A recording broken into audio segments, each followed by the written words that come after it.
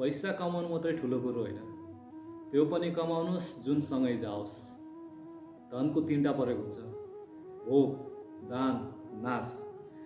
यदि तपाईँसँग प्रशस्त सम्पत्ति धन छ र तपाईँले भोग र दान गर्नुभएको छ भने त्यो अटोमेटिकली नाश भएर जान्छ। जति सक्नुहुन्छ 5%, 10% भगवानलाई दान गर्नुहोस्। भगवानसँग पार्टनरसिप गर्नुहोस्। 5%, 10% कति हुन्छ सक्ने तपाईँले दिनुहोस्। सोच्नुहोस् एकचोटि, यदि भगवान पार्टनर हुनु भने व्यापार बिजनेस कसरी चल्छ भन्दा जिन्दगी कस्तो चल्छ हुन्छ। तर हाम्रो त दान भनेपछि त मरिजाउँ, एक पैसा दिने चलन छैन। हाम्रो त पङ्खामा लेखिन्छ फलानाको यादमा दिएको दान। अब फलाना गइसक्यो, पङ्खा घुमेको घुमेछ। अरू मसान घाटको बेन्चमा पनि लेखेको देखिन्छ फलानाको यादमा दिएको दान। त्यो लेख्नलाई के को जरुरी छ र? जसले थाहा पाउनु पर्ने उसले थाहा पाए भइहाल्यो नि। तपाईँले कहिले देख्नुभएको छ भगवानले लेखेको यो पर्वत मैले बनाएको, यो पहाड मैले बनाएको, यो नदी मैले बनाएको? तर अस्तित्व सबै भगवानले बनाएको भरिपूर्ण छ। भन्छ नि दान दाहिने हातबाट दियो भने देब्रे हातलाई केही थाहा पनि नहोस्।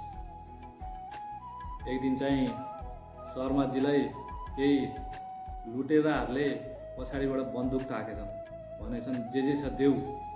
शर्माजीले बिस्तारै पछाडि फर्केर हेर्नुभएको छ र भन्नुभएको छ मलाई एकछिन सोच्न देऊ भनेर। लुटेराले भनेछ यस्तो अवस्थामा कसले सोध्छ भनेर। शर्माजीले भन्नुभएको छ म वर्मा ज्ञानी मान्छे हो, मैले वर्म ज्ञान जानेको छु।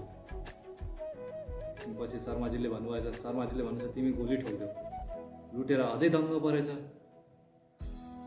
धेरै कम्ती पैसाको लागि भनेर भनेछ।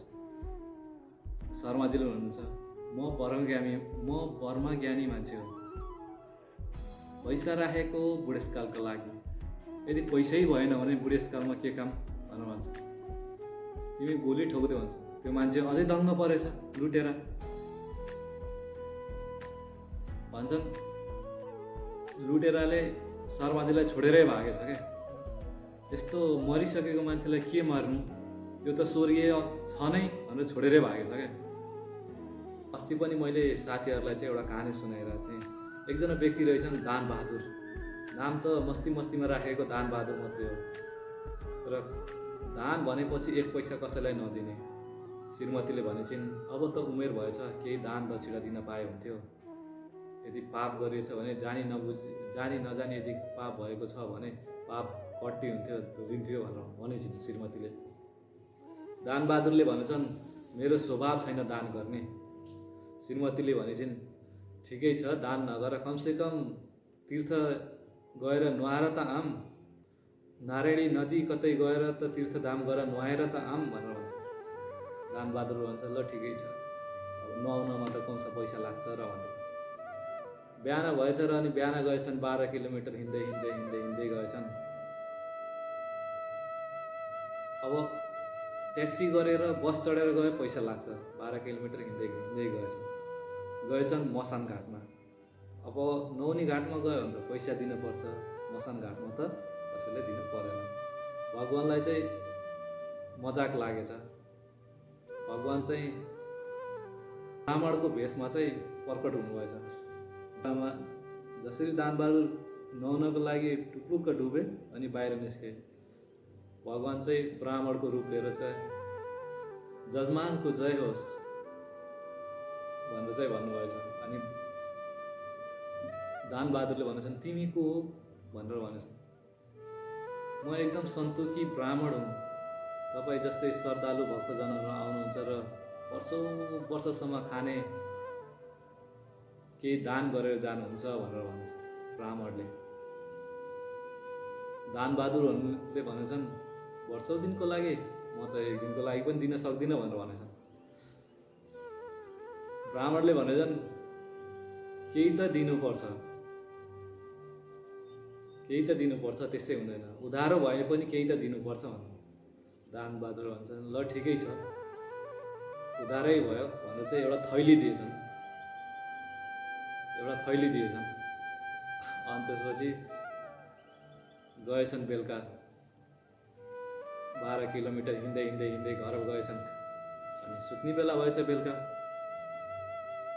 दिउँसभरिको थकान 12 किलोमिटर हिँडेर जानु, फेरि फर्केर 12 किलोमिटर जानु, सुत्ने बेला भएछ। बाहिर ढोका ढकढकाएछन् कसैले। श्रीमती गइन् बाहिर ढोका खोल्न, हेर्दा त्यही ब्राह्मण। जजमानको जय होस्। जजमानले चाहिँ केही दिन्छु भन्नुभएको थियो, म लिन आएको, केही उधारो लिन थियो भनेर भन्नु। श्रीमती गइन् भित्र। कुनै ब्राह्मणलाई केही दिनु छ र, केही दिन्छु भन्नुभएको थियो र, उहाँ त लिन आउनुभएको छ भनेर श्रीमतीले भनेछन्।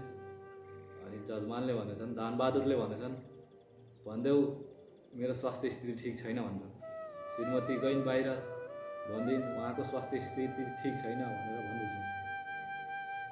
ब्राह्मणले भनेछन्, जजमानको स्वास्थ्य स्थिति ठिक छैन,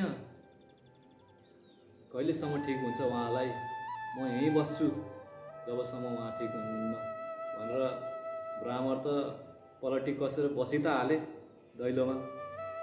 अनि श्रीमती गइछिन् भित्र। उहाँ त पलाटी कसेर बसी त हाल्नुभयो त्यहाँ, उहाँ त पलाटी कसेर बसिहाल्नुभयो भनेर श्रीमतीले भन्छन्। दानबहादुरले भनेछन्, जाऊ गर भनिदेऊ उहाँको निधन भयो। अब श्रीमती गइन्, रुँदै रुँदै रोए जस्तो गरेर गइन्। उहाँ त बित्नु भयो, उहाँ त रहनु भएन भनेर भने बाहिर गएर। ब्राह्मणले त्यति सुन्ने बित्तिकै, जजमान बित्नु भयो, तिमी एक्लो नारी कहाँ जान्छौ, म सबैलाई गएर भनिदिन्छु भनेर गएछन्। जबसम्म तिमीले रोक्थिन् तबसम्म त सबैलाई गएर भनेर आएछन् ब्राह्मणले, जजमानको मृत्यु भयो, जजमानको मृत्यु भयो भनेर। बिस्तारै बिस्तारै सबै मान्छेहरू चाहिँ एकट्ठा हुन लागेछन्। अब बाँध्न लागेछन् मलामीहरूले लिएर जानलाई बाँसमा चाहिँ लिएर जानलाई बाँध्न लागेछन्। सास रोकेर बसेछन् यता दानबहादुर, यति कन्जुस दिन पर्छ भनेर। अब लिएर जान लागे बिस्तारै बिस्तारै। अब श्रीमतीले भन्छन्, उहाँको मृत्यु भएको छैन भनेर श्रीमतीले भन्छन्। अनि मान्छेहरूले भनेछन्, यो तिम्रो भ्रम हो, यस्तो सबैलाई हुन्छ भनेर भनेछन्। अनि लिएर गएछन् घाटमा। भगवान्ले भन्नुहुन्छ, दुनियाँ मसँग हार्छन्, म आज योसँग हारेँ, यसले केही पनि दिन्न भनेर राखियो चितामाथि। सास रोकेर बसिरहेको छ उहाँ। भगवान्ले भन्नुभएछ,